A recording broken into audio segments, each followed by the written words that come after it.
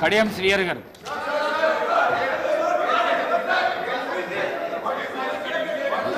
ఏమైందండి? మాట్లాడండి. ఎందుకంత ఆవేశము? ఎందుకంత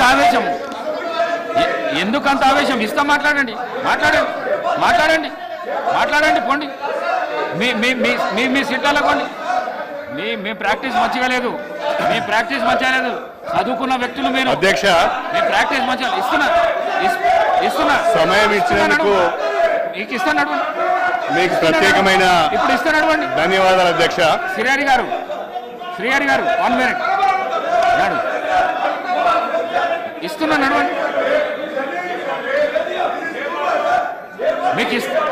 మీకు మైక్ ఇస్తా. నడవండి. మైక్ ఇస్తున్నా. మీకు ఇస్తున్నా. సబితా ఇంద్రారెడ్డికి మైకు కాదు. ఈ ఇష్యూ మీద మాట్లాడితే ఇస్తా, లేకుంటే ఇవ్వను.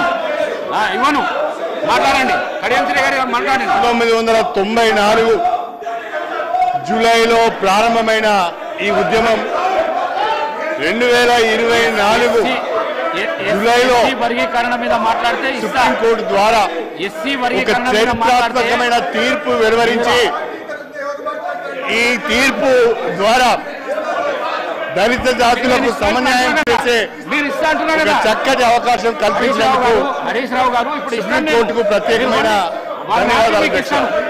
వారిని ఆపి మీకు ఇస్తాను. వర్గీకరణకు సంబంధించి అన్ని రాజకీయ పార్టీలు సంఘీభావం తెలిపాయి. గతంలో ఉన్న అన్ని ప్రభుత్వాలు కూడా శాసనసభలో ఏకగ్రీవ తీర్మానం కూడా చేశాయి. తెలుగుదేశం ప్రభుత్వము, కాంగ్రెస్ ప్రభుత్వము, బీఆర్ఎస్ ప్రభుత్వము, మూడు ప్రభుత్వాలు కూడా శాసనసభలో వర్గీకరణకు అనుకూలంగా ఏకగ్రీవ తీర్మానం చేసి కేంద్ర ప్రభుత్వానికి పంపించడం జరిగింది. దండోరా ఉద్యమానికి అన్ని రాజకీయ పార్టీల మద్దతు లభించింది. దండోరా ఉద్యమానికి సమాజం యొక్క మద్దతు కూడా లభించింది. అందరూ కోరుకున్న విధంగా ఈరోజు వర్గీకరణకు అనుకూలంగా సుప్రీంకోర్టు తీర్పు ఇచ్చింది.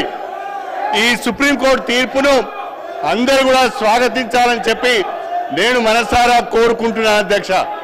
30 సంవత్సరాలుగా ఈ ఉద్యమంతో నేను అసోసియేట్ అయి ఉన్నాను. అధికార పార్టీలో ఉన్నా, ప్రతిపక్షంలో ఉన్నా నేను దండోరా ఉద్యమంతో అసోసియేట్ అయి ఉన్నాను. అన్ని రాజకీయ పార్టీలు కూడా ఈ ఉద్యమానికి సంఘీభావం తెలిపాయి. ఈ నేపథ్యంలో సుప్రీంకోర్టు తీర్పు వచ్చింది. రాష్ట్రంలో కాంగ్రెస్ ప్రభుత్వం ఏర్పడగానే గౌరవనీయులు ముఖ్యమంత్రి గారు రేవంత్ రెడ్డి గారి నాయకత్వంలో ఈ వర్గీకరణకు సంఘీభావాన్ని తెలుపుతూ సుప్రీంకోర్టులో అఫిడవిట్ వేయడం జరిగింది. నేను ఒక శాసనసభ్యునిగా దళిత వర్గాలకు చెందిన వ్యక్తిగా మాట్లాడుతున్నాను. దయచేసి సభ్యులందరూ కూడా దీన్ని అర్థం చేసుకోవాల్సిందిగా కోరుతున్నాను. భారత రాష్ట్ర సమితి సభ్యులకు ఈ తీర్పు పట్ల ఏమాత్రం కూడా అవగాహన ఉన్నట్టుగా లేదు. ఈ తీర్పును వాళ్ళు వ్యతిరేకిస్తున్నట్టుగా నేను భావించవలసి వస్తున్నది. రేవంత్ రెడ్డి గారికి ప్రత్యేకంగా ధన్యవాదాలు తెలపాలి. ముఖ్యమంత్రి గారు ప్రత్యేకంగా అడ్వకేట్ని ఏర్పాటు చేసి ముఖ్యమంత్రి గారు రాష్ట్ర ప్రభుత్వం ద్వారా అఫిడవిట్ని కూడా ఫైల్ చేయించి వర్గీకరణకు మద్దతు తెలిపారు. అదేవిధంగా కేంద్ర ప్రభుత్వానికి కూడా నేను హృదయపూర్వకంగా నా అభినందనలు తెలియజేస్తున్నాను. కేంద్ర ప్రభుత్వం కూడా వర్గీకరణకు అనుకూలంగా సుప్రీంకోర్టులో అఫిడవిట్ ఫైల్ చేసింది.